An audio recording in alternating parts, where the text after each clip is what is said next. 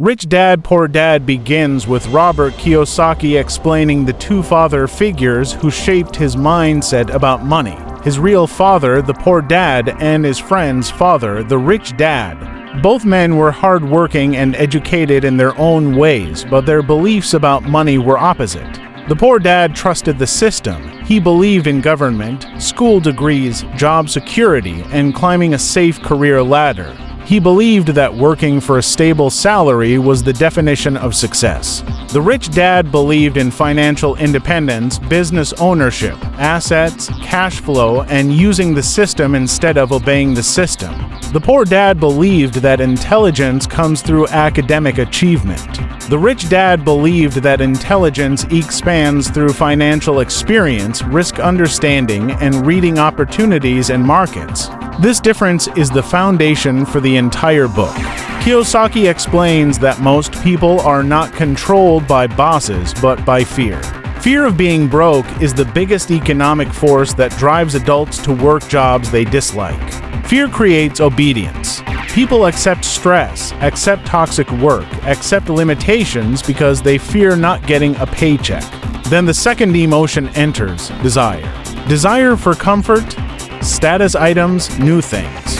So when people get paid, instead of investing, they buy liabilities like a bigger house, nicer phone, car upgrade, clothes, gadgets, weekend spending. They think these things make them secure, but those things actually lock them deeper into the trap because now they need more salary to pay for those liabilities. The combination of fear and desire creates a psychological slavery loop that Rich Dad calls the rat race. Rich Dad teaches that escaping the rat race is not about working harder but thinking differently. Rich Dad teaches that the most fundamental rule in wealth is understanding the difference between an asset and a liability. Poor and middle-class people think their house, car, or lifestyle is an asset because they are expensive or valuable in feeling. But in financial logic, a house is not an asset unless it produces cash flow. If it takes money out of your wallet each month, then it is a liability. Wealthy people collect assets.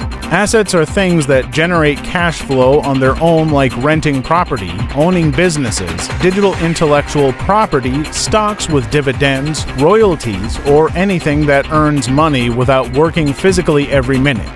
The poor acquire things that look like assets but actually drain their money. Wealth is not about income level. Wealth is about how much of your income comes from passive channels. Schools do not teach this because schools are not designed to create financially independent thinkers. Schools create employees.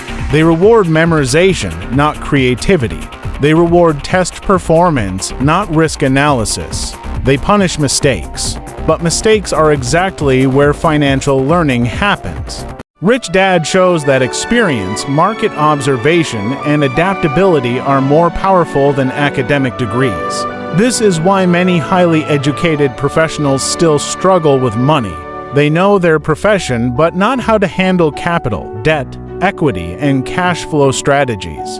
Financial literacy is a separate education that most people never receive. Kiyosaki also breaks down how tax systems are structured. Regular employees are taxed the hardest because they have no control. They get paid, then taxed, and then they spend whatever remains. The wealthy use corporations as financial tools. Corporations earn money, spend pre-tax, reinvest pre-tax, and only get taxed on what is left. That means wealthy individuals direct money before taxation. Tax laws reward business owners and investors because they create systems that stimulate economy. Rich Dad explains that tax is not something to fear, it is something to use strategically by understanding how money flows legally through corporate structures. Financial knowledge allows money to move through channels that maximize growth. The book also emphasizes that working only for a paycheck is a mistake because it builds dependency. You exchange time for money, but you have only limited time in life. And jobs are never secure. Layoffs happen, health problems happen, companies collapse, AI and automation replace roles. If money only comes from your labor, you are vulnerable. Money should come from systems. Rich Dad advises to focus energy on learning skills that increase cash flow potential. Sales, marketing, leadership, accounting basics, investment analysis, negotiation, real estate evaluation, and understanding of markets. These skills create income that is not limited by hours worked. The Poor Dad teaches specialization, one profession, one skill. The Rich Dad teaches diversification, multiple financial skill categories.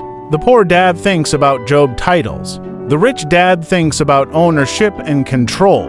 The Poor Dad says, "I can't afford it." The Rich Dad says, "How can I afford it?"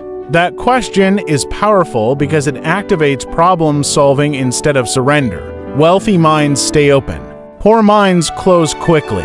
The rich take calculated risks. The poor avoid risk, but by avoiding risk, they enter a worse type of risk, lifetime dependence. Rich Dad explains that money does not make you rich. Knowledge about money makes you rich. People who suddenly get large amounts of money like lottery winners lose it fast because their mindset and skills cannot handle capital. Wealth requires a trained mind, not luck. Financial power is thinking.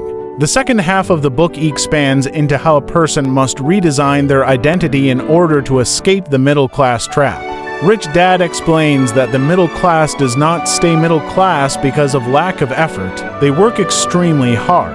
They stay middle class because they only train their hands and not their mind.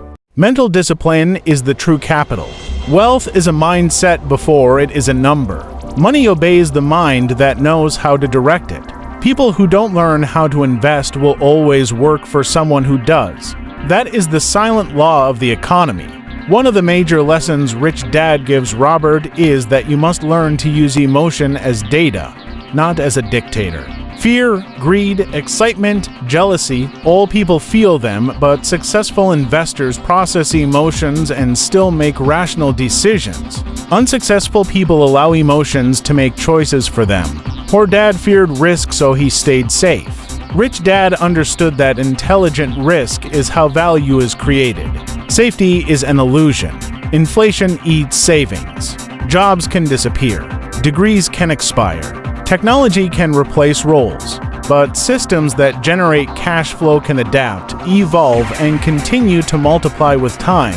The book also stresses the importance of paying yourself first. Most people get money, pay bills, pay debts, pay everyone else, and if something remains, they save it, which is usually nothing. Rich Dad teaches is the opposite. Treat yourself as the priority. Put money into assets first, even if it feels stressful, and let that stress force your mind to find opportunities and new revenue channels. Pressure stimulates creativity. If you always protect comfort, you block evolution. Comfort produces average.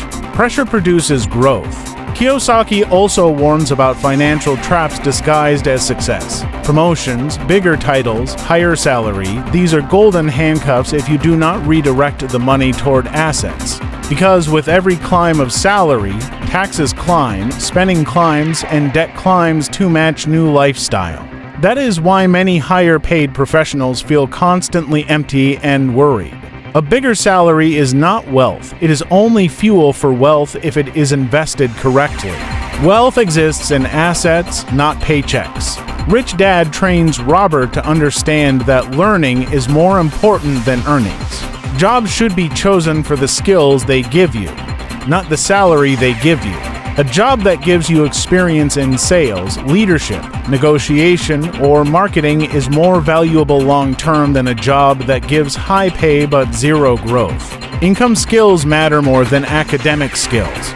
The rich learn across categories because money connects across categories. A person who understands only one thing becomes dependent. A person who understands multiple financial gears can operate freely. Another core lesson is poor people work for money. The rich build or buy systems that money works inside. A system continues earning whether you're awake or asleep. A business is a system. A rental property is a system. Stock portfolios are systems. Royalties are systems. Money that moves without direct physical labor is the DNA of wealth. If all income stops the moment you stop working, you are not financially free, you are economically enslaved politely. The book also encourages reading financial statements. Most people avoid financial documents because they see numbers as frightening. Rich Dad says numbers tell stories. Numbers reveal reality. Numbers show truth without emotion. Understanding balance sheets, cash flow statements, income statements, even at a basic level, gives clarity about economic behavior. Without this literacy, people become victims of advertising, social pressure, and lifestyle inflation. Another important idea is that opportunity does not come to everyone equally. Opportunity comes to the prepared mind.